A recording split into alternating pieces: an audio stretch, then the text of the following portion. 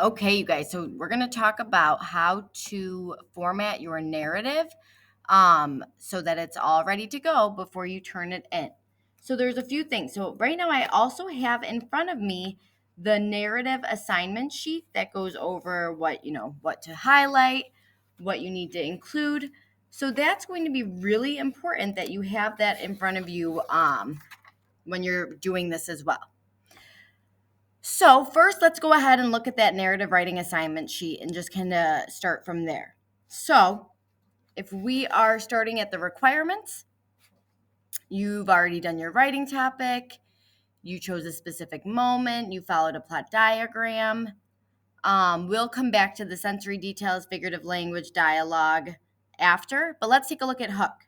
So you should have used the hook technique that I approved, and you want to make sure that that is bold. So right now I'm checking. It looks like it is bold here, so we're good to go. I will also be looking for transition words, making sure that I used a variety of them, ended with a theme, checking my spelling and grammar. It needs to be in a professional font, Times New Roman or Arial, and size 12. So that's what I'm going to do first. I'm going to fix all of this. I'm going to highlight it, make sure that it is one font, size 12. All right. Short and sweet title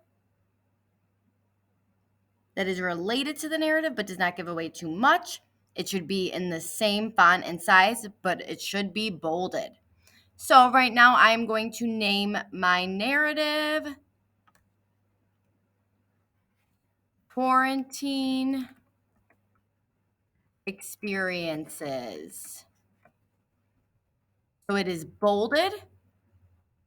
I used a capital letter at the beginning of each of the words. Any main words should be capitalized in the title. And it's short and sweet. It's centered. We're good to go. Now, there are a few things you need to make sure you're doing on your final draft. For example, you need to make sure you have a heading. So you can either double click up here to have your header, or you could go to Insert, Headers and Footers, and click Header. I want my name, first and last name, and then your teacher's name, so it would be Calderon, your class period, so P, and then whatever your class period is. So if it's 1-2, you would click 1-2. If it's 3-4, you do 3-4, and then put the date that it is due. So for you guys, let's put 3/15/22. Make sure you do not add a space or click enter or anything like that. You are simply just clicking away from it. It'll appear on all of your pages, and that's fine. Next, I have my header. Now I want to make sure that the essay is double spaced. So again, I'm going to highlight everything. Make sure you are highlighting it all.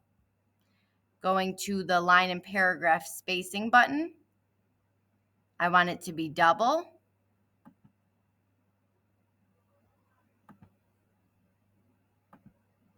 So that should be there. Now we see that it's double spaced. Awesome. You want to make sure that there are no random spaces between your paragraphs. For example, you shouldn't have a big gap here. Okay? The double spacing is enough. I know it's a new paragraph because you'll have indented. So for example, I want to go check my indentations now. Right here needs to be indented. Uh-oh, this is a big space. I need to delete that. It looks like here I'm going to have to break this long paragraph up so that it's actually 2 paragraphs at some point. So maybe this looks like a good point. It's indented, but only one space. I'm not putting multiple spaces.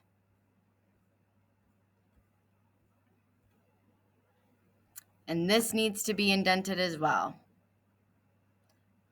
So now I should have no random spaces. Notice there's not like it doesn't have a huge gap. Everything is kind of together. The paragraphs are indented. Now I'm double checking my highlighting. Do I use sensory details in every paragraph? That would be that yellow highlighting.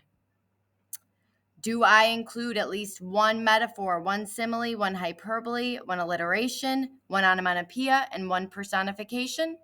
That's what I'm double checking next, making sure that they are highlighted correctly.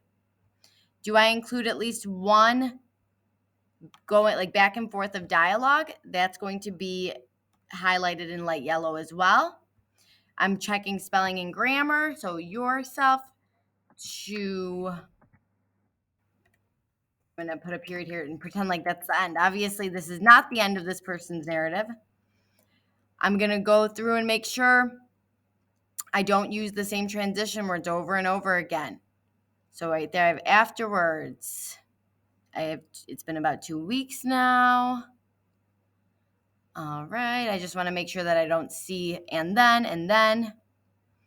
I also want to check, am I using and to begin a sentence or because to begin a sentence? You do not want to do those things. So if the sentence starts with an and or because, you need to fix those before you submit it. Once you've finished going through it like this and it looks all put together, it's completed, I suggest sitting down and reading it out loud to yourself. Make sure that you are taking your time when you read it so that you can make any corrections for any of the mistakes or errors that you catch. Once you've done that, then you're going to use the rubric that is on the back of that narrative sheet and a pencil to go through and give yourself a grade. You will be turning in that rubric to me, and that's where I will be grading you as well. So please make sure you are only writing it in pencil. Thank you so much. Have good luck with this, you guys. I know you're going to do an awesome job.